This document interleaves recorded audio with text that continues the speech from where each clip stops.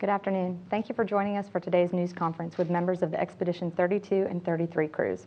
Joining me today are Sunita Williams, Cosmonaut Yuri Malenchenko, and Japanese astronaut Akihiko Hoshide. Expedition 32 begins with the Soyuz TMA-05M undocking in July. These three crew members are scheduled to launch on July 15th and join their Expedition 32 counterparts, Joe Akaba, Gennady Padalka, and Sergei Revin, who will arrive on the station in mid-May. Once Joe, Gennady, and Sergei depart, Sunny, Aki, and Yuri will remain on board to begin the Expedition 33, and Sunny will transition from flight engineer to the role of station commander. They're scheduled to conclude their long-duration mission in November 12th. Sunny was born in Ohio but considers Needham, Massachusetts to be her hometown. She holds degrees from the U.S. Naval Academy and the Florida Institute of Technology. She was selected as an astronaut in 1998 and served as a flight engineer for Expedition 14. During that long-duration mission, Sunny established a world record for females with 4 spacewalks and also broke the existing duration record previously held by Shannon Lucid, setting a new record for females of 195 days in space. Sunny will also be the second female to serve as commander for the International Space Station. To her left, Yuri Malenchenko was born in Ukraine and is a graduate of Kharkov Military Aviation School and the Zhivovsky Air Force Engineering Academy.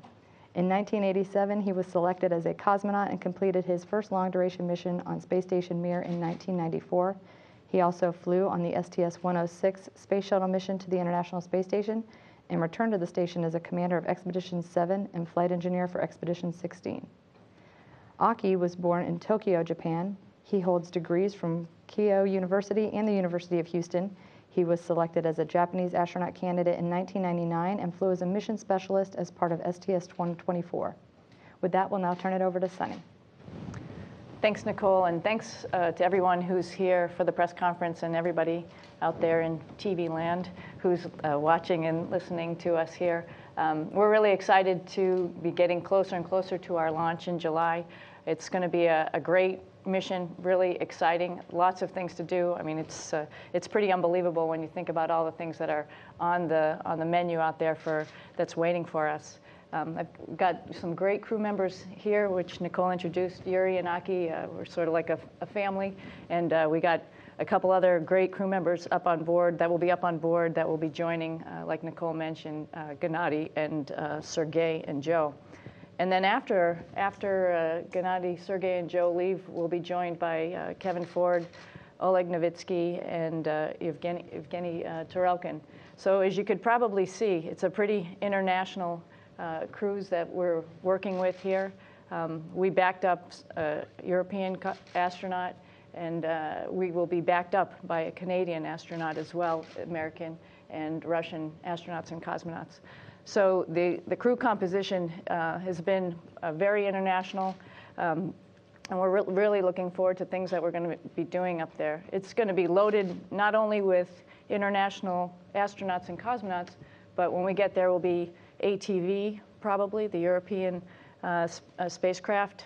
Shortly thereafter, we arrive, will be HTV, Japanese spacecraft. Hopefully thereafter will be either SpaceX or Orbital, another American spacecraft. We'll probably be doing a Russian EVA, hopefully doing a US EVA. So it is a really international time when we'll be up there, and it'll be pretty exciting. Unfortunately, our mission is only 4 months. I wish it would be years and years and years, but I think we're going to jam a lot of stuff into that 4 months, and I think it's going to be really exciting. Again, I'm really lucky to be flying with Yuri and Aki. They're great professional astronauts, cosmonauts, and I think we're going to have a great time, and I hope you all will be watching. All right, thank you, Sunny. We'll start with questions here at the Johnson Space Center, and if you can just step up to the microphone if you have questions and state your name and affiliation and who your question is directed to if you have someone in mind.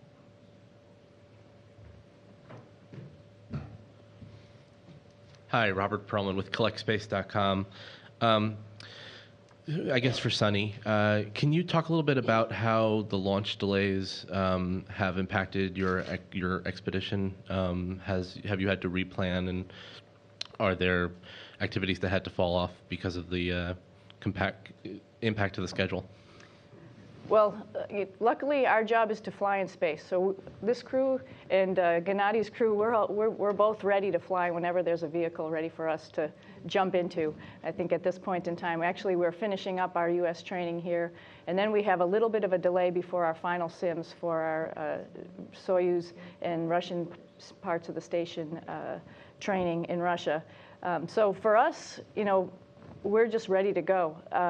For the flight program, the planners had to change a little bit. I'm sure some of the things that they had thought that was going to happen when we first got there. But the crews on orbit right now, Expedition 30 and 31, are taking care of business.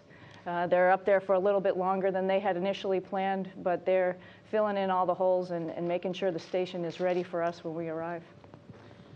And given the number of vehicles that are coming and going while you're up there, can you kind of sort of rank what your activities, what will be your most prominent activities? Is it logistics support or station ops or science, and how do they all play out? Thanks. Just a quick recap. This is a lot different from my last expedition, Expedition 14, when we were in the middle of assembly, but it's changed into logistics and research. We're changed the whole way the station is operating. Hopefully we'll be doing quite a bit of research on board, but part of the research is actually getting new spacecraft to the space station and seeing how those new systems are working. So yeah, it's going to be filled with logistics from the beginning, because we're going to have, again, ATV there already, HTV arriving, and hopefully a commercial vehicle. But that's all research in its own right. All of those have new systems. And I forgot to mention a couple progresses which will be coming and going, and also testing out some new systems on the Progress vehicles. So all of that is research in itself, as well as the onboard biology, education, material science research. So I think it's going to be front-loaded with a lot of vehicle traffic, I hope. That will make it pretty exciting. And then we'll be backfilled with a lot of science experiments that are up there that are coming up on those vehicles. Jim Oberg for NBC News. Sonny, you mentioned you wanted to stay years and years and years in space, and it's a great idea because people are going to have to do that soon.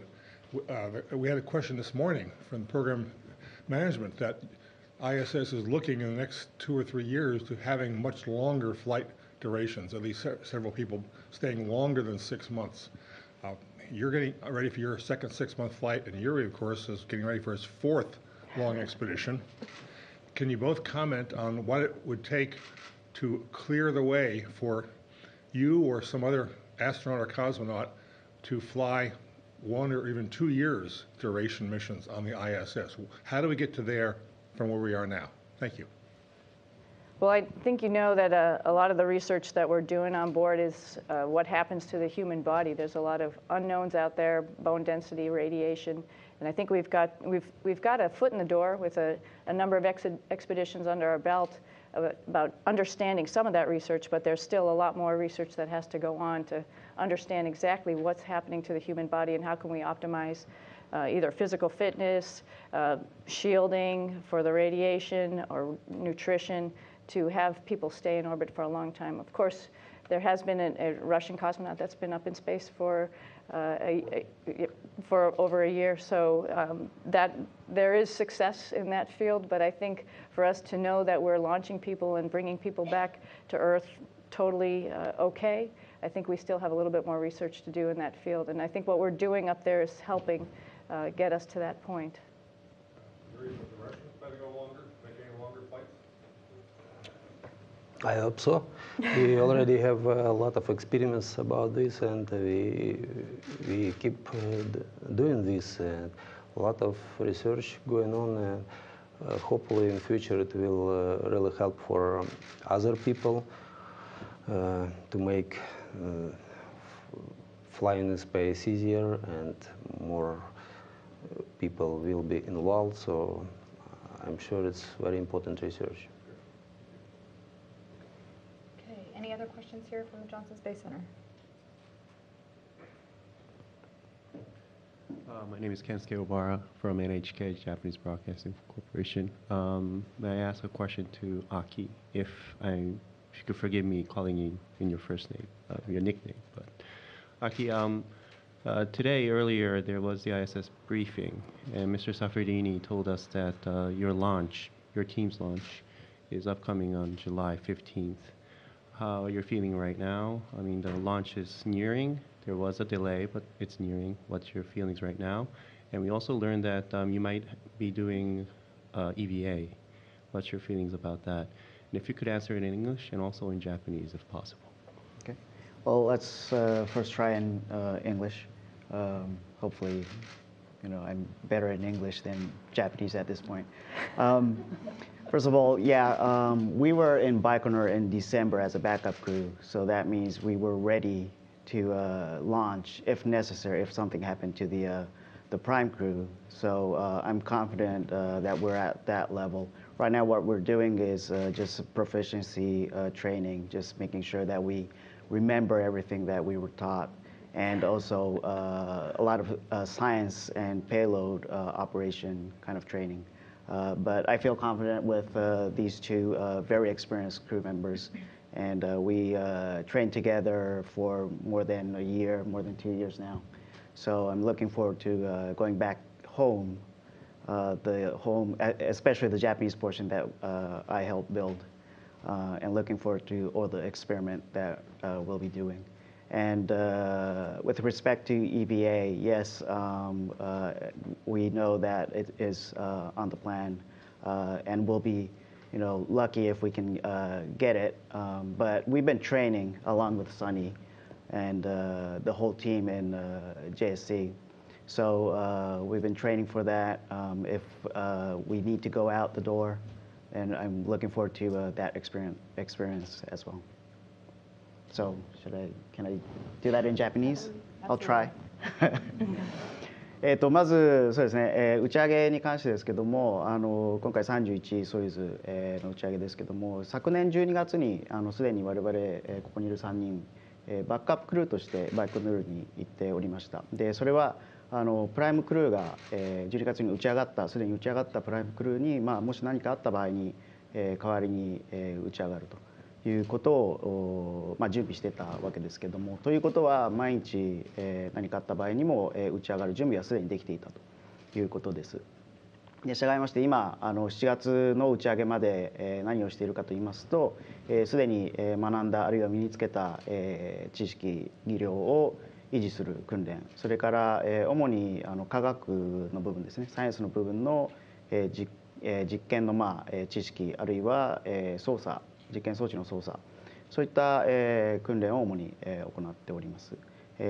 ここにいる2人はですね、非常に経験豊富な宇宙飛行士ですので、彼らと一緒に宇宙にまた飛び立つということに関しては非常に何ですかね、自信があるといいますか、彼ら自身が非常に経験豊富なので安心していけると思います。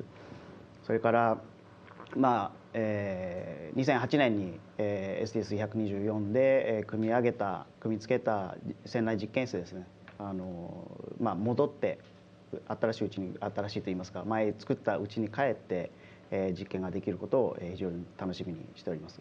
それから船外活動に関しましては実際計画される可能性があるということで、ずっとここにいるサニー・ウィリアムス飛行士と一緒に訓練をしておりました。で従いまして、実際に計画通り船外活動ができるということになれば非常に個人としても非常に嬉しいし光栄に思います。そのための準備はしてきましたので、やれることを楽しみにしています。Thank you so much, Aki. Okay, any additional questions here? Go ahead. Hi, my name is Chimi from Nico Nico. Nico Nico 動画のチーミです。Well, I would like to ask you, all of you actually, about Dragon 9. The Dragon 9 will be launching in a few months, and there's a possibility that you will be able to take part in the docking of the craft. So, and are you excited to be able to witness the commercial spacecraft in action? And also, how do you feel about next the generation spacecraft? just to summarize, just your question is about the SpaceX vehicle that's potentially coming up at the end of April, right? And then on our flight schedule right now, it looks like the second one in August. So we're really excited. Aki and I actually went to California for some training for SpaceX probably about a year ago, and had the opportunity to look around at the company and at what they were doing on the floor right there, building the spacecraft. And anytime you look at real hardware, it's really exciting when you see shiny metal coming down the path going to be launched into space. So that was pretty awesome. And to see a bunch of really excited engineers and scientists and working on this spacecraft was great. Our fingers are crossed. I'm hoping everything happens for them and they have a very successful launch. We'll be waiting for them. The first, the crews that are up there right now will be waiting for the first SpaceX, and then we'll see what lessons they learned and for the second SpaceX. I hope we get to participate with a new vehicle coming up to the space station. Like I said, every single one that I talked about is a little bit different. They have a little bit different systems. So watching their performance and seeing how they successfully get to the space station will be exciting. So we're really looking forward to hopefully having them come join us. And like what we'll do for that is, take the robotic arm and grab it outside of the space station and dock it. So that will be another exciting challenge. Every time we connect with a vehicle that's with the robotic arm, it's a little bit different arm configuration, and so it provides new challenges for us on board the space station and our robotic skills. So that will be very exciting, and like I said, my fingers are crossed. Our fingers are crossed for this for SpaceX to launch and be successfully come to the space station.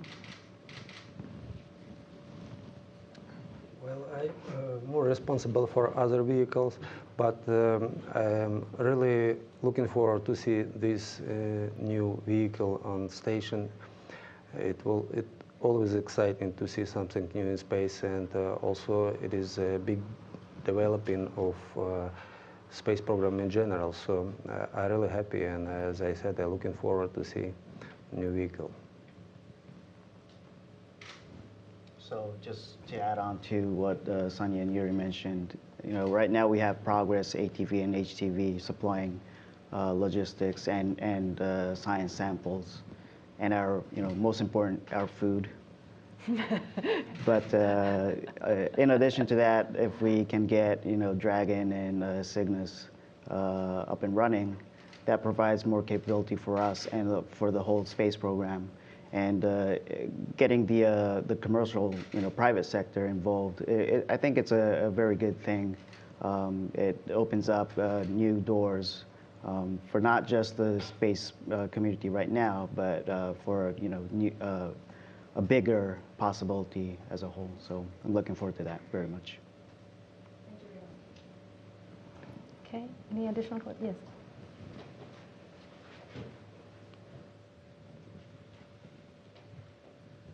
すみません、英語は堪能ではないので日本語ですみません。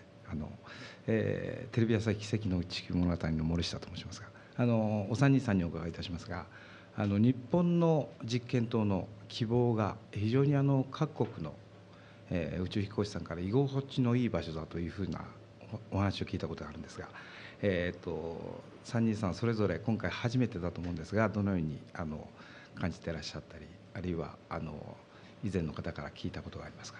それから星出さんにお伺いしたいんですが、たくさんのミッションがあると思うんですが、ミッション以外でやってみたいことはありませんか。前回はラグビーボールを投げられたりしましたが、それがあったら教えてください。He is from TV Asahi. His name is Toru. He's asking.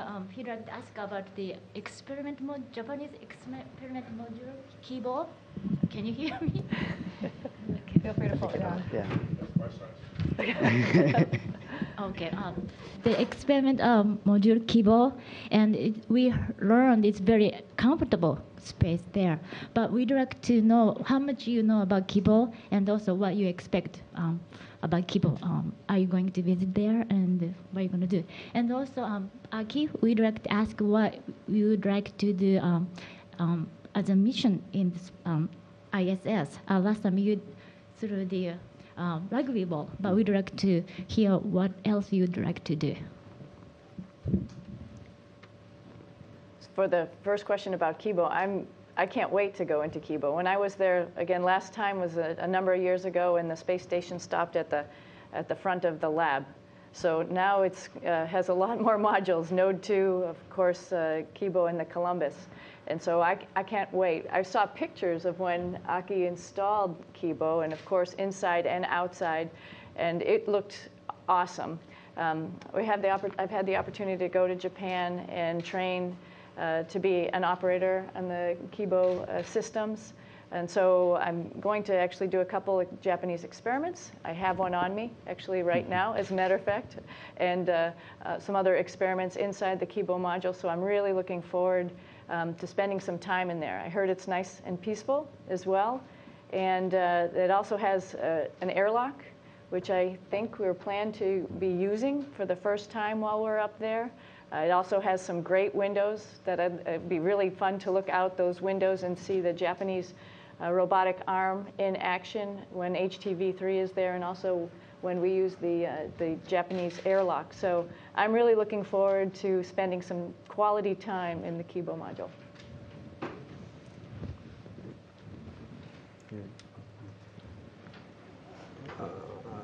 I can say same words. I'm really looking forward to see this module. I was in Japan and have very good training, system trainings, and I'm sure it will be very useful place to work with science, and a very important module. And I expect to have a good possibility to work over there. I don't have something particular to work with this module, but since I have basic training, in case if people need my hands, I'm ready. Thank you. And I also look forward to going back to Kibo, as I mentioned. In terms of what I'd like to do up in space when I'm back there, first of all, something unique about our increment is that we have a very huge sports event during our increment. So what we're talking amongst ourselves is, why don't we do something, some kind of a sport event on orbit too, inside the space station. We have a US, a Russian, and a Japanese, so we can compete each other. But we're just tossing ideas right now, what kind of sport event we can do up there. But that's something that I'm looking forward to. Okay, one last call. Go ahead. All right, I think at this point we will transition over to the phone bridge where we have a couple of reporters with some questions. We'll start with Clara Moskowitz with Space.com. Hi. Yeah, Sunny mentioned that it was an especially international crew this time, and I'm just wondering, for each of you, what you're planning to do to share elements of your culture with your international crewmates. Wow, good question. I might do the same thing that I did last time, which was introduce everybody to peanut butter and fluff, which was an all-time American favorite sandwich of mine. I've also tortured them already with a little bit of my dog and how much having a pet at home means to me. And also, I'm sure I will torture them also with pictures of Cape Cod, where my family is, and every time it's easy to pick out on, of course, from space just because of the shape of it, but as well as different parts of the United States. I'm sure I'll be sharing some of those little aspects with these guys while we're up there. Culture, of course, we do that as we sit around the dinner table. I think it just comes out. You start talking about missing home a little bit and talking about your family and your friends, and I'm sure that will come out. Well, that's true. It is very important. I have not decided yet what to do something particular, but since we have a Russian segment and a lot of equipment and a lot of Russian food, and we can spend some time together during free time and to create something. But in reality, every day when we see each other working together, that's while this time we also sharing our some specific culture things. So and since we have more time in the future on space station, especially, I think we can do a lot more. Thank you. And yeah, I couldn't agree more with what Sunny and Yuri just mentioned. I think food is one thing that I can share. I can't cook. I'm not a very good cook, and Sunny knows that very well. But fortunately, we have a couple of Japanese food that I'm bringing up. So I like to share that with my fellow crewmates during my stay. But just like Yuri mentioned, I think working together on orbit and just sharing stories, talking to each other provides a great base of international cooperation. And also not just the crew, but we'll be interacting with all the mission control centers all over the world, Moscow, Houston, Munich, and Tsukuba. So just communicating with them and working together provides a great international cooperation.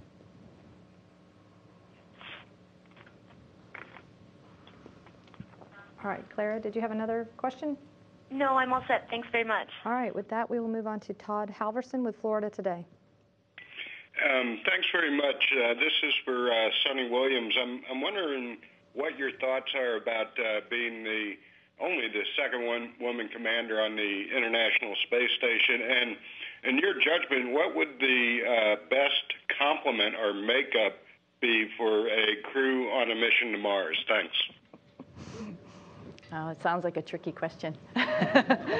But seriously, I didn't even think about that. I didn't even realize that. I mean, of course, I knew Peggy Whitson was the commander of the space station before, but I never really put two and two together that I would be number two. It sort of never crossed my mind.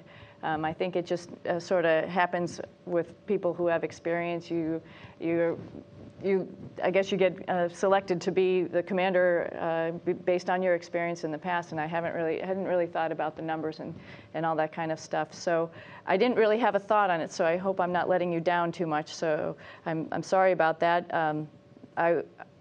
I think about the complement going on a long duration, and I think about the crews that we have. And a lot of people ask me the question, do you handpick the crews based on their personalities? And we don't generally do that. We pick crews where they're needed and the skills that they have and what they bring to the table. And I think that's probably the right way to do it. Most of the people in this business from all the different partner agencies, they're all professional astronauts and cosmonauts. They've been through a rigorous program to get to where we are. We go through training courses such as the National Outdoor Leadership School together, and other programs like that, the NEMO missions where we live in an aquatic habitat under the water. And we get along. I mean, people are professional. They know the job that they need to get done. They know their strengths and their weakness. And I think at this stage in our lives, nobody really has a big ego about that stuff. You know where your pitfalls are, and you know where somebody else can actually take up the slack for you, and you ask for help when you need it. And so you need people who are like that. I haven't really thought about men versus women, which I think that was sort of where the question was going. But I think if everybody's professional, I think it really doesn't matter. Except for the fact that Aki can't cook, and you do need somebody who can put food together. So. And just one quick follow-up, if I could. I was just curious as to whether you've registered for any marathon during this particular increment, if you plan on another orbital marathon. Thanks. Good question. Like Aki mentioned, there's a major sporting event going on while we're up in space, and I think we're going to do something a little more team-oriented this year, this time around, rather than have me run a marathon. Actually, Aki and I are participating in a science experiment and sport protocol called Sprint, which is absolutely not running a marathon. It's hard-working, doing sprinting type of exercises. So I don't think I'll be in marathon shape, but I will be in good sprinting shape while I'm up there. Okay, I believe that concludes our phone bridge questions. We're going to return here to the Johnson Space Center for any remaining follow-ups by reporters here in person. Okay, seeing none, we're going to move on to questions that have been submitted via Twitter. Okay, guys. First, we have a comment. The first one was for Aki. This comment just says, Aki, your Japanese sounds good to me. First question we have here comes from, and I'm going to spell this out. I think it's actually, we have a lower third, so you'll be able to see this, but it's Haneulasek.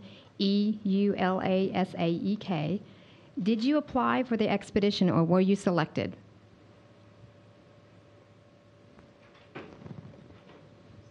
Was that for any specific? For anyone? Oh, anyone, sorry. I'm sorry? Sunny, you can go ahead and answer. Selected. There's a bunch of us in the U.S. Astronaut Corps. I think we have somewhere around 65 or 70 active astronauts. 57, a little lower. And we sort of rotate through missions because it takes about 2.5 years for the training program for us to fly in space, and then there's about a 6-month rehab program when you come back from space. And usually after that, you use your experience to help the office and the younger astronauts. And then you're sort of waiting in a pool for the rest, with the rest of the astronauts there to be assigned, and hopefully your skill set is one of the ones that they need for the next mission coming up. And so the chief of the office makes the selection for who's going to be on the mission from the U.S. side. I think that's pretty parallel for the Japanese side and the Russian side. Yes, the Japanese side is pretty similar. Once we finish our mission on orbit, we'll come back down on the ground and then support other missions. For instance, I was a Capcom working here in Houston and also helping out robotics and all the Japanese modules in HTV as well. So that helps the mission, as well as you learn a lot from those technical jobs. And then you're in a waiting mode. And then, if everything lines up, then you get selected for a mission. Okay, great, thank you. Okay, we have this next question. It comes from MPS Forza. How does the cardiovascular system react to low gravity? Well, we're working on figuring that out. Actually, there's a slew of experiments called Integrated Cardiovascular, and it's a bunch of scientists from all over the place taking lots of measurements on our cardiovascular system.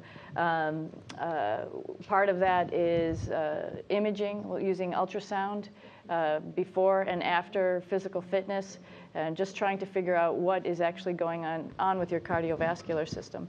But it's a muscle, and it's not being taxed as much, just in general, basic words. It's not being as taxed in space as much as it is up when we're usually on the ground.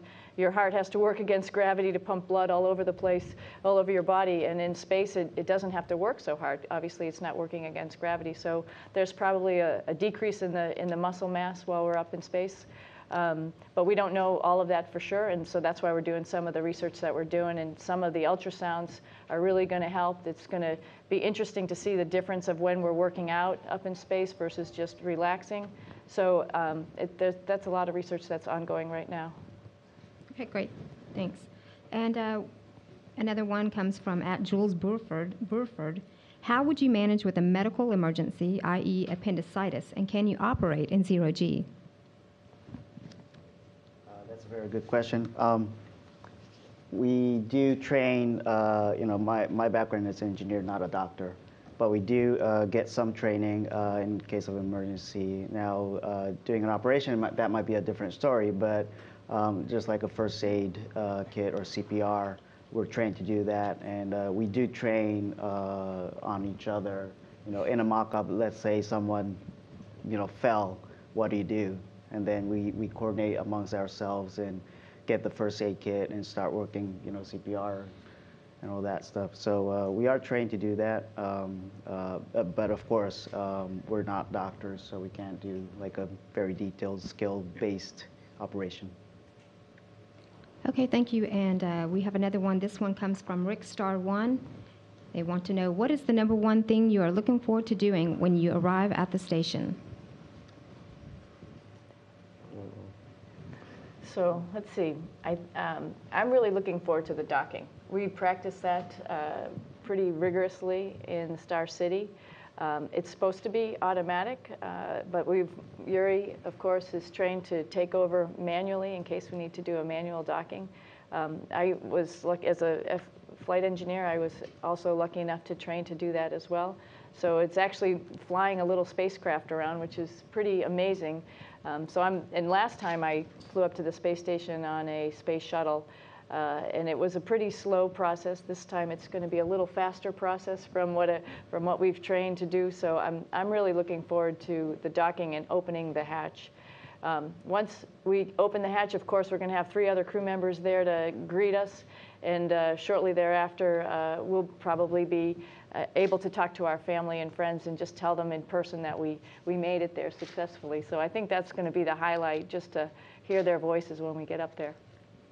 Hey, thank you, Sunny. Okay, I have one more, and this one is actually for Yuri. It's a 2-part question. The first part is in Russian, and the second part is English. First part is, как дела? As a cosmonaut, how does your training differ from your U.S. crewmates? Well, my responsibility is mostly Russian segment, and I focus on all tasks which bring Russian space program.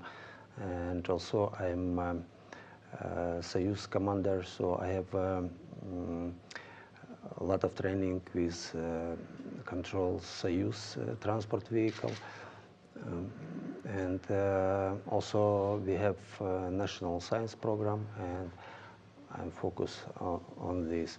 And but at the same time, I have training in US, Japan, in Europe, and depends what agencies want me to do. I do different kind of training. So,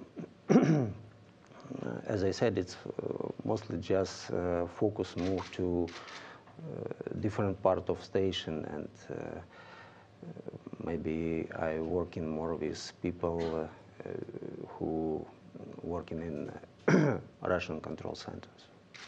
Okay. Хорошо, спасибо. That's all we have for today. Thank you. All right. Thank you. With that, we'll return for one last opportunity for any remaining questions here from the Johnson Space Center. Okay, seeing none, that will wrap up our briefing. Thank you.